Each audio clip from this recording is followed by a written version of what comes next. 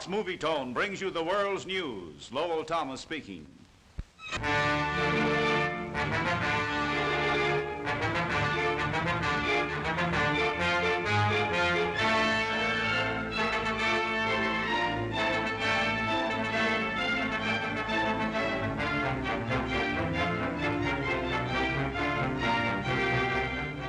Rome.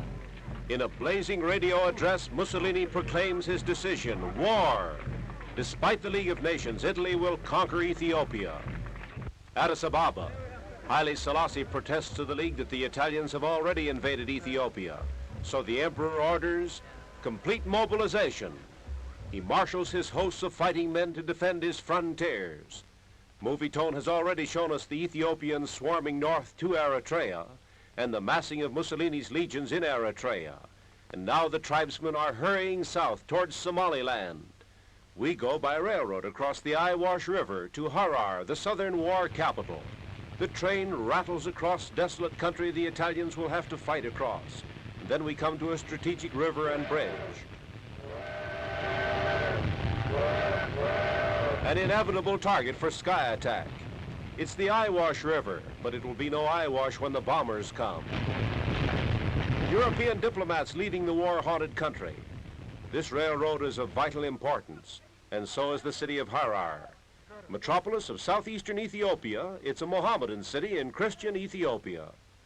Lawrence Stallings and the Movie Tone Ethiopian expedition film warlike scenes in this remote East African town. Modern trucks, American trucks, rush streams of soldiers to the threatened points of attack near Italian Somaliland. Johnny the Ethiopian is going to war and saying goodbye. The fever of war is burning in Harar. Boys play with guns. The women offer to fight beside their men.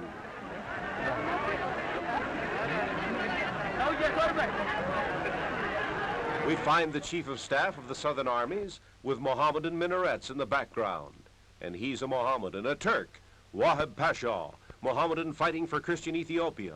Mussolini's generals will meet a soldier skilled in modern battle, veteran of the World War, a Turkish commander at the Dardanelles where the British were beaten, and he won 3 battles from the Russians.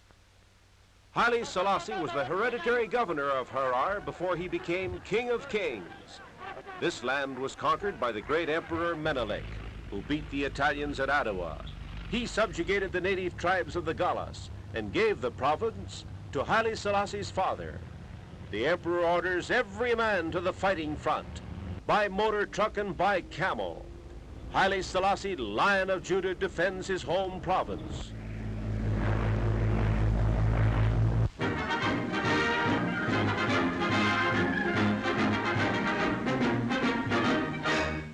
The emperor broadcasts an impassioned plea to the outside world to save Ethiopia from Italian conquest. The president of the Ethiopian parliament speaks, and an American radio man introduces the emperor, especially to America. Hello, America. This is Addis Ababa.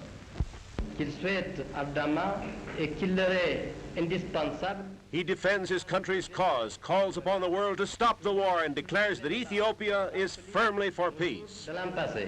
Le peuple éthiopien est fermement attaché à la paix, mais il est en même temps... A nation praying for peace but ready to fight to the last. Rome deciding war. The League of Nations preparing to impose penalties. The clash of arms, the thunders of battle seem more terrifying, as at the radio station of Addis Ababa, the Emperor Haile Selassie pleads for peace. Il assiste dans leur effort pour le maintien de la paix.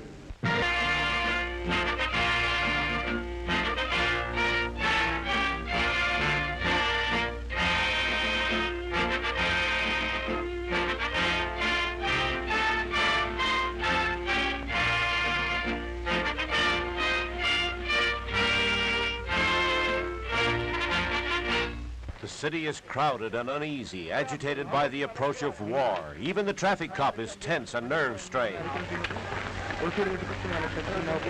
Tribal chieftains, feudal lords, each with his armed retainers. The masked marvel, maybe he wears the mask because of the dust.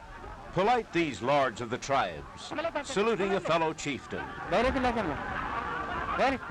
A minor chief they call a shum with a small band of followers. A whole host of armed retainers testify to the power of a mighty noble, a Ross.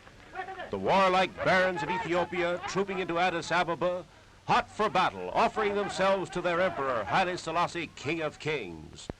No barbaric chieftain of the warlike tribes, he's clever, suave, wise, playing his country's game against a great European power and modern war machine. Religion inspires Ethiopia in its hour of peril. Great hosts throng for a ceremony of prayer.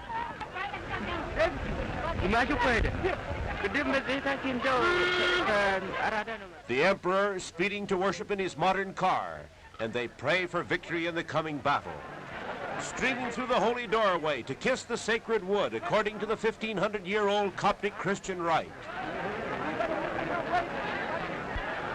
At the railroad station, terminus of her one lone railroad, French-owned, and the Lion of Judah. Affecting scenes, Italian families ordered to leave, and Hindu merchants and their families, too dangerous to stay. So it's goodbye to fugitives from the threat of impending war. Italian children must go, for Mussolini is about to attack. Refugees. Nobody knows what may happen when the fury of battle flames. Ethiopian fury against the Italiano. Jammed train loads. On their way to safety, taking the long trail, the crude Rattler Railroad Trail to the French port of Djibouti, all aboard for safety.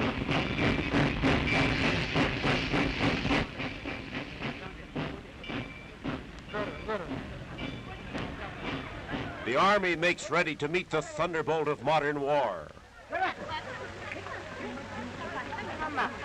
European trained officers with the military routine of the West labor swiftly to fortify for defense.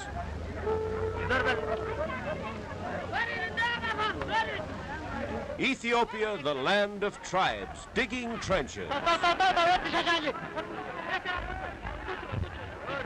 They know that Mussolini is sure to launch his full power of war against the capital city of Ethiopia, so dig hard and dig fast.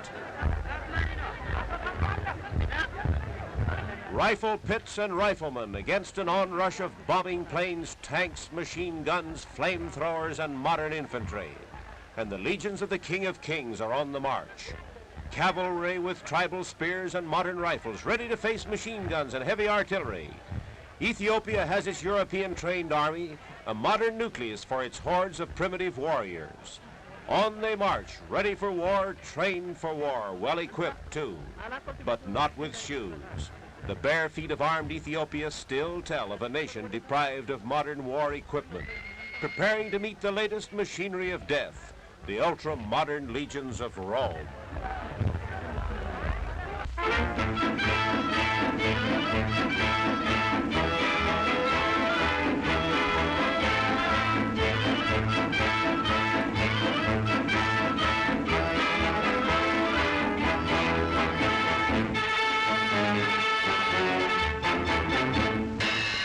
Ethiopia marches to war. The outbreak of battle is expected at any hour. East African fighting men saying goodbye as soldiers always do. They stream to the line of danger. Their commander, a veteran chieftain of warlike tribes, General Habote Mikeli, a jovial chieftain, but he takes the post of danger. He commands the northern and eastern frontier, the border of Italian Eritrea. That's where the massed mechanized divisions of Mussolini are to hurl their first and most violent stroke. The Ethiopian Air Force ordered to the front, a handful of planes like this, to face modern air power. They're loading up with munitions and automatic rifles. The Ethiopian Air Force is not to fight sky battles with the Italian squadrons. It's only for communications and transport, to keep contact with the front lines like this.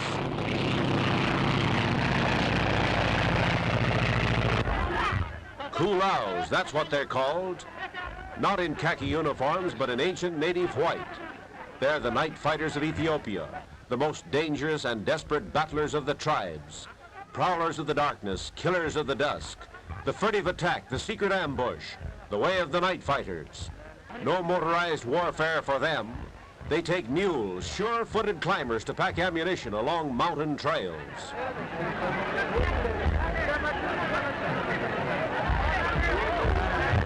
The night-fighting Kulaus rush by train to the danger zone. the surest sign that Ethiopia believes the hour is at hand. Haile Selassie has been delaying national mobilization, hoping the League of Nations would enforce peace. But now the sun is bright, the sky is clear, the rainy season is over. The time has come for Mussolini's machinery of battle to drive into action.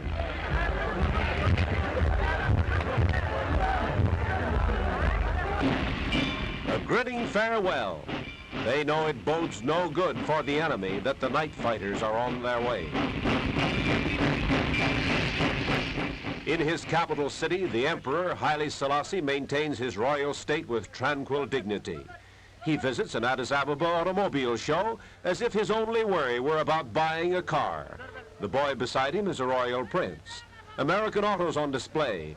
That's Yankee enterprise, putting on a selling campaign in the city threatened by the swift, overwhelming blast of war, center of the world maelstrom. The only means of communication with the outside world is this radio. Strike it down, and Addis Ababa is isolated. And the Italians will try to strike it down at once. An instant target for the bombing planes will be this radio station. Here is where they radioed the Emperor's protests to the League of Nations. And right now, they're flashing Ethiopia's case to the powers of the world. They're talking about America, neutrality policy in Washington, declarations by Secretary of State Hull, American Charge d'Affaires Cornelius Van H. Engert. With him, the King of Kings discusses the American slant on the crisis. Because the rain clouds have gone, the war clouds are drifting near.